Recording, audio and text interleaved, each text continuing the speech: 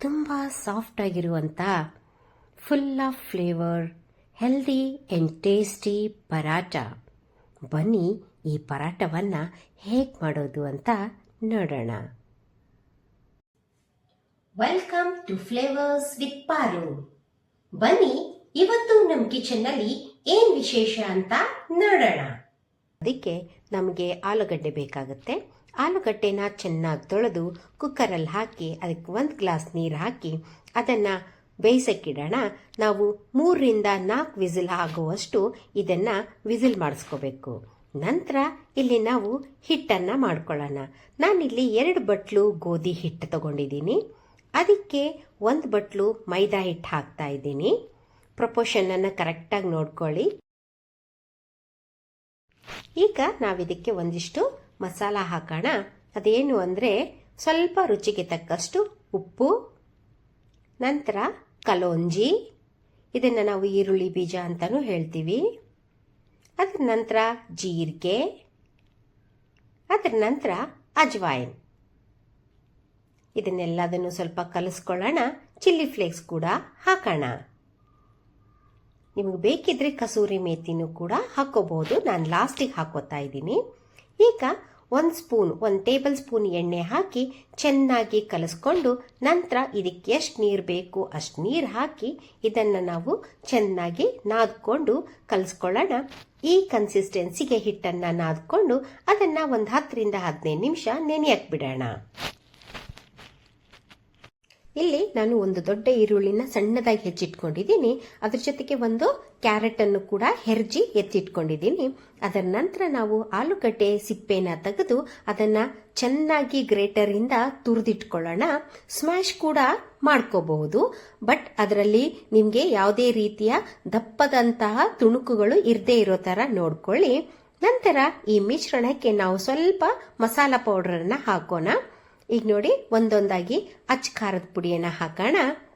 ಸ್ವಲ್ಪ ರುಚಿಗೆ ತಕ್ಕಷ್ಟು, ನೀವು ಖಾರ ಎಷ್ಟು ತಿಂತೀರಾ ನೋಡ್ಕೊಂಡು ಹಾಕಿ. ಸ್ವಲ್ಪ ಆಮ್ಚೂರ್ ಪೌಡರನ್ನು ಹಾಕ್ತಾ ಇದ್ದೀನಿ.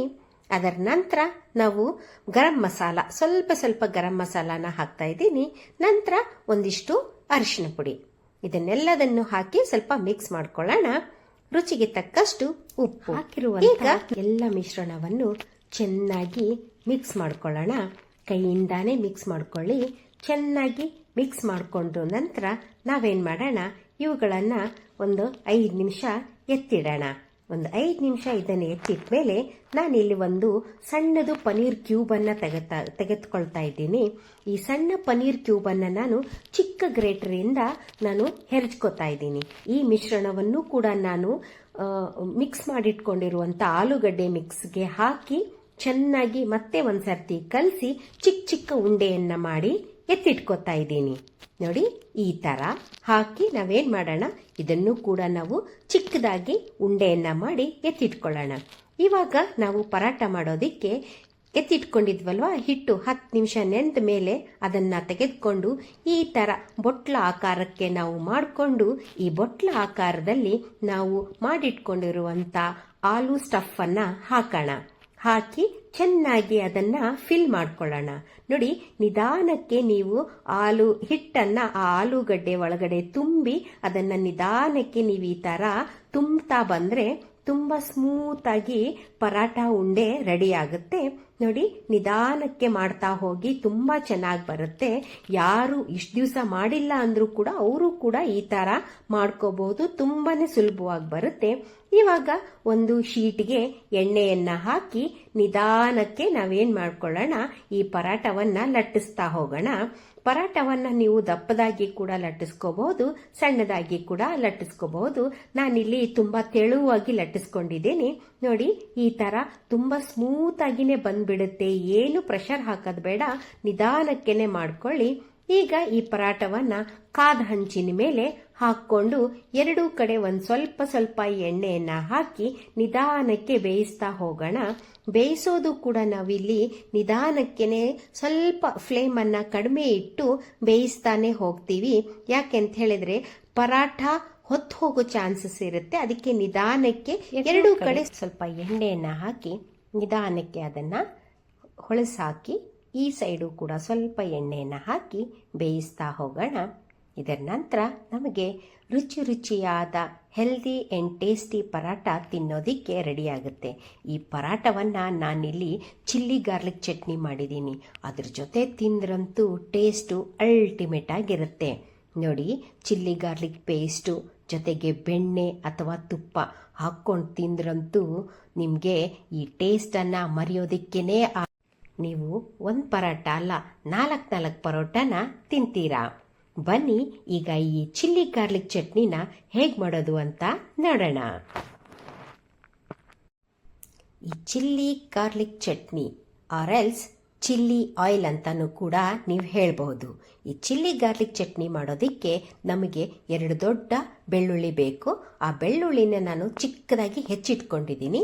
ಅದರ ನಂತರ ನಮಗೆ ಖಾರದ ಪುಡಿ, ಉಪ್ಪು, ಸಕ್ಕರೆ, ಚಿಲ್ಲಿ ಫ್ಲೇಕ್ಸು ಜೊತೆಗೆ ನಿಂಬೆಹಣ್ಣು ಬೇಕಾಗುತ್ತೆ. ಒಂದು ಬಾಣಲಿಯಲ್ಲಿ ನಾನು ಒಂದು ಚಿಕ್ಕ ಬಾಣಲಿನ ತೆಗೆದುಕೊಂಡಿದ್ದೀನಿ. ಅದಕ್ಕೆ ನಾನು ಒಂದು ದೊಡ್ಡ ಟೇಬಲ್ ಸ್ಪೂನ್ ಎಣ್ಣೆಯನ್ನು ಹಾಕಿ, ಅದು ಎಣ್ಣೆ ಸ್ವಲ್ಪ ಕಾದ ಮೇಲೆ ನಾನು ಸಾಸಿವೆ ಜೀರಿಗೆಯನ್ನು ಹಾಕಿ, ಸಾಸಿವೆ ಜೀರಿಗೆ ಸ್ವಲ್ಪ ಚಟ್ಪಟ ಅಂತ ಅಂದಮೇಲೆ ಫಸ್ಟು ನಾನಿಲ್ಲಿ ಗಾರ್ಲಿಕ್ಕನ್ನು ಹಾಕ್ತಾ ಇದ್ದೀನಿ. ಗಾರ್ಲಿಕ್ಕು ಚೆನ್ನಾಗಿ ಸ್ವಲ್ಪ ಬೇಯಬೇಕು. ಒಂದು 2-3 ಸೆಕೆಂಡು ಚೆನ್ನಾಗಿ ಬೇಯಬೇಕು. ಅದರ ನಂತರ ನಾವು ಚಿಲ್ಲಿ ಫ್ಲೇಕ್ಸನ್ನು ಹಾಕೋಣ. ಚಿಲ್ಲಿ ಫ್ಲೇಕ್ಸ್ ಹಾಕಿದ ನಂತರ ಇಮಿಡಿಯೇಟ್ ಆಗಿ ನಾವು ಖಾರದ ಪುಡಿಯನ್ನು ಹಾಕೋಣ. ಎಣ್ಣೆ ಕಾದಿರುತ್ತೆ, ಎಲ್ಲನೂ ಸ್ವಲ್ಪ ಬೇಗನೆ ಹಾಕಿ ಅದರ ನಂತರ ನಾವು ಸ್ಟವ್ ಅನ್ನು ಆಫ್ ಮಾಡಿ ಬಾಣಲಿನ ಕೆಳಗಡೆ ಇಳಿಸ್ಕೊಳ್ಳೋಣ. ಕೆಳಗಡೆ ಇಳಿಸ್ಕೊಂಡ ನಂತರ ನಾವಿಲ್ಲೇನು ಮಾಡೋಣ, ರುಚಿಗೆ ತಕ್ಕಷ್ಟು ಉಪ್ಪು, ನಿಂಬೆಹಣ್ಣು ರಸ, 2 ಸ್ಪೂನ್ ಸಕ್ಕರೆ ಎಲ್ಲದನ್ನು ಹಾಕಿ ಸ್ವಲ್ಪ ಚೆನ್ನಾಗಿ ಕಲಿಸ್ಕೊಳ್ಳೋಣ. ಎಲ್ಲದನ್ನು ಹಾಕಿ ಚೆನ್ನಾಗಿ ಕಲಿಸ್ಕೊಂಡ್ಮೇಲೆ ನಮಗೆ ರುಚಿಯಾದ chilli garlic chutney, chilli garlic oil ready ಆಗುತ್ತೆ. ಇದನ್ನು ನಾವು ತಿಂಗಳಗಟ್ಲೆನೂ ಕೂಡ ಎತ್ತಿಟ್ಕೊಂಡು ತಿನ್ಕೋಬಹುದು. ಬನ್ನಿ, ನೀವು ಮಾಡಿ ನಿಮ್ಮನೆಯಲ್ಲಿ ಟೇಸ್ಟ್ ಹೇಗಿತ್ತು ಅಂತ ನನಗೆ ತಿಳಿಸಿ. ಈ ಚಿಲ್ಲಿ ಗಾರ್ಲಿಕ್ ಚಟ್ನಿನ ನಾವು ಯಾವುದ್ರ ಜೊತೆಗೆ ಬೇಕಿದ್ರೂ ತಿನ್ಕೋಬಹುದು. ಬ್ರೆಡ್ಡು, ಚಿತ್ರಾನ್ನ, ರೈಸು, ಅನ್ನ ತುಪ್ಪ, ಪರಾಟ, ಚಪಾತಿ ಯಾವುದ್ರ ಜೊತೆ ಬೇಕಿದ್ರೂ ನೀವು ಇದನ್ನು ಮ್ಯಾಚ್ ಮಾಡ್ಕೋಬಹುದು. ಬನ್ನಿ, ದ ಫ್ಲೇವರ್ಸ್ ವಿತ್ ಪಾರುನ ಲೈಕ್ ಮಾಡಿ, ಶೇರ್ ಮಾಡಿ, ಸಬ್ಸ್ಕ್ರೈಬ್ ಮಾಡಿ.